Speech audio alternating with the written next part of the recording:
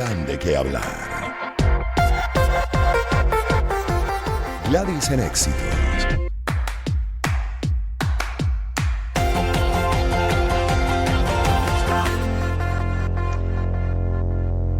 Son las 4:48 de este miércoles 6 de septiembre. Pongo en contexto, leo de La Vanguardia, uno de los tantos medios que reseñó la noticia de la orca Lolita, que llevaba más de 50 años en cautiverio en el Miami Acuario, cuyo cautiverio ha sido un tema de polémica entre los grupos de protección animal y que falleció el pasado 18 de agosto de una supuesta afección renal, según informó el propio Acuario en un comunicado. En los últimos 2 días, también se le conocía a la orca como Tokitae, comenzó a mostrar signos graves de malestar que su equipo médico completo comenzó a tratar de inmediato y de manera agresiva, pero a pesar de recibir la mejor atención médica posible, falleció el viernes 18 de agosto por la tarde y se cree que de una afección renal fue parte del anuncio. Y ella iba a ser ya cambiada de ese espacio pequeño para además una ballena gigante, iba a ser trasladada finalmente después de mucha presión a un lugar supuestamente más adecuado para ella, luego de 50 años de estar en esas condiciones. Quedó otra, además se está reseñando y ya se está haciendo campaña por otra que también quedó ahí sola en las mismas condiciones. Pero ¿cuál es el efecto para este tipo de animales? Por ejemplo, lo vamos a revisar con Yuracy Briceño, bióloga egresada de la Universidad del Zulia y además ella tiene doctorado en ecología en el IBIC, es investigadora de los mamíferos acuáticos. Bienvenida, ¿cómo está? Un Gracias por placer, aceptar estos muchísimas. minutos con nosotros. Gracias a ustedes por la invitación.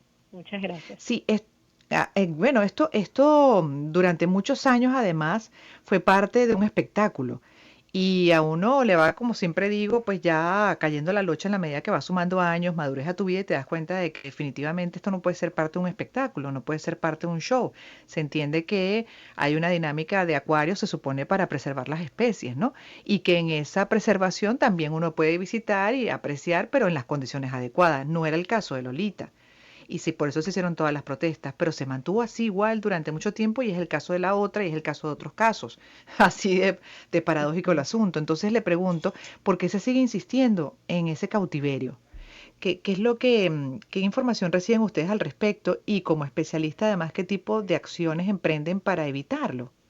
Bueno, en la actualidad y digamos en años recientes, ya más bien todo eso se ha comprendido, se ha entendido que no hay ninguna forma que ninguna piscina pueda emular lo que puede necesitar una Mm, orca o cualquier delfín de este tamaño. Así que más bien los movimientos y todos estos acuarios van hasta tener a estos últimos animales y en muchos países ya se ha prohibido nuevas capturas. Por lo tanto, estos acuarios están desviando ya sus atractivos hacia otras áreas porque ya no se ujú. permite eso y ya no es bien visto, ya no es aceptado adecuadamente por la sociedad, porque así como la ciencia avanza, avanza el conocimiento y hoy en día se sabe con mayor claridad y es de conocimiento más común cuánto perturba esto a fauna como las orcas. ¿Cómo las Nosotros, perturba? Y también para conocer más de lo que representa para ellos. bueno, creo que brevemente siempre lo tratamos de explicar de esta manera. Las orcas son de uno de los cetáceos que con mayor estructura social, así como nosotros tenemos a nuestro árbol genealógico y estamos muy apegados a mamá, a papá, a nuestra familia, lo mismo pasa con las orcas.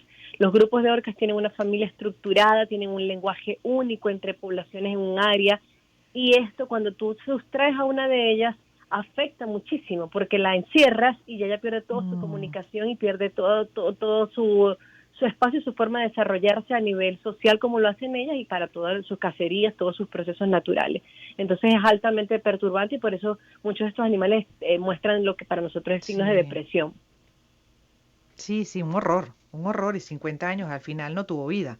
No. Y así como ustedes dicen que avanzan, obviamente los conocimientos, en el caso, por ejemplo, de especialistas como usted, también como espectadores, pues va uno avanzando, ¿no?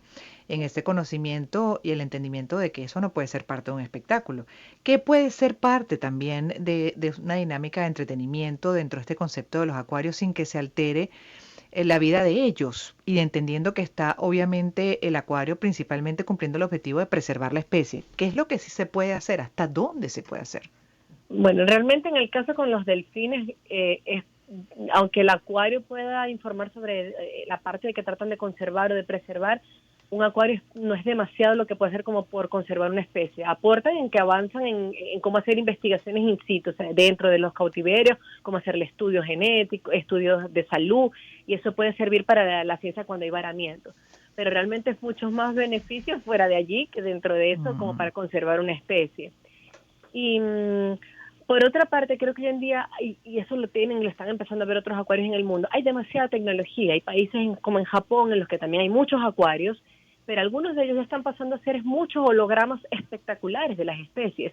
Y tú entras a la sala para verlos y casi que puedes imaginarte que estás dentro, nadando con ellos, hechos perfectamente, viendo toda su anatomía, y hacia eso es a lo que deberíamos apuntar, porque Claro. eso es una forma de educar con otro costo y que no implique el sufrimiento de ningún animal, porque si lo que lo queremos es conservar, entonces invirtamos en las especies, en los grupos que están en vida silvestre, que es donde mejor pueden llegar a estarlo.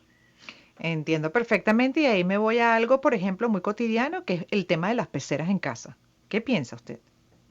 Bueno, las peceras en casa entendemos todos que eso es un disfrute y quizás nosotros también damos respuesta en cuanto a la inteligencia de los animales y a veces la gente piensa, bueno, es que es un pez, no importa porque no piensa en lo mismo.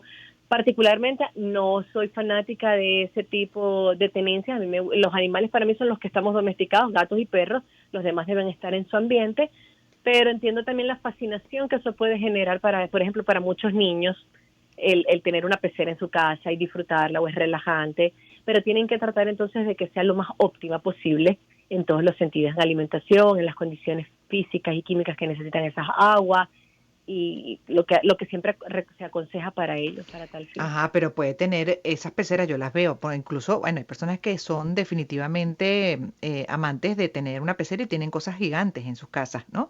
Ahí se puede entender que están en mejores condiciones y los cuidan mucho, pero hay otras que no tienen como un tamaño adecuado y uno ve que ese No, pececito, por ejemplo, va de un lado a otro, pero, o sea, obviamente es un espacio muy, muy pequeño que cuando yo lo veo digo, pero bueno, pobre pez, o sea, que debe sí. sentir que está entre cuatro paredes. Es que totalmente, si nos volvemos estrictos, eso no es una fauna doméstica. Todo eso es mucho mejor apreciarlos en el mar, mucho mejor apreciarlos de Claro. pronto en un río. Entonces a eso debería apuntar todo. Igualmente yo creo que en un futuro también hasta las peceras van a terminar siendo como hologramas si seguimos a este ritmo sacando todo de los mares y de todas las partes. Ujú. Pero, y claro que sí, la fauna definitivamente está mejor en su ambiente y En su creo que eso ambiente es lo que natural. tenemos que esforzarnos en educar y en acercar y que las personas se acerquen mucho más a la naturaleza, porque a veces ver estas especies es mucho más sencillo de lo que la gente imagina. A Ujú. veces lo Y ven en su como algo ambiente imposible, pero lo natural, y tenemos ahí, acá. Ujú. así es, en su ambiente natural que debemos, además, ese es el que debemos cuidar y mucho. Totalmente, y que Y no siempre lo vamos a estamos tener. haciendo. Y usted, de hecho, se ha especializado, por ejemplo, en todos los mamíferos acuáticos, las especies del lago de Maracaibo y la cuenca de Orinoco. Y ahí Ujú. cómo estamos, y ya para cerrar, también me gustaría compartir la información que maneja. Bueno, digamos que esas dos especies, tanto la tonina, que es un delfín que tenemos en el lago Maracaibo, como la tonina Ujú, del Orinoco, son dos especies hoy en día amenazadas. Por eso tenemos mucho y concentramos muchos esfuerzos en ella porque están en ambientes que están con riesgo, que están contaminados, degradados por el petróleo, por las descargas de minería y por todos los problemas que tenemos de cacería en algunas de esas regiones. Bueno, estamos trabajando para revertir un poco de eso con las comunidades y mostrándoles que estas especies también pueden servir como un factor económico a través del ecoturismo, que en mm. algunas regiones nos ha funcionado. Ahorita casualmente tenemos una expedición en marcha en el Amazonas con las toninas del Orinoco. Vamos a ver qué datos vienen de esta expedición, de Ujú. cómo están esas poblaciones. Le agradezco mucho por haber estado con nosotros y habernos educado de este tema Gracias a tan ustedes. importante. Así es, de la que es el cuidado de la vida en general. Estamos hablando hoy, hemos hablado de los mamíferos acuáticos, pero bueno, es una campaña que se debe hacer en la medida de lo posible de concienciación y entender pues que definitivamente el mejor lugar, en este caso para los animales, es en su ambiente natural. Yuracy Briceño es biólogo, egresada de la Universidad del Zulia, estudiante de doctorado en ecología del IBIC, investigadora de los mamíferos acuáticos, particularmente, como lo decíamos, de los asociados al lago de Maracaibo y la cuenca del Orinoco y directora del proyecto Sotalia. Gracias, feliz tarde para usted y también para ustedes, feliz tarde. Gracias por su compañía, por estar ahí siempre.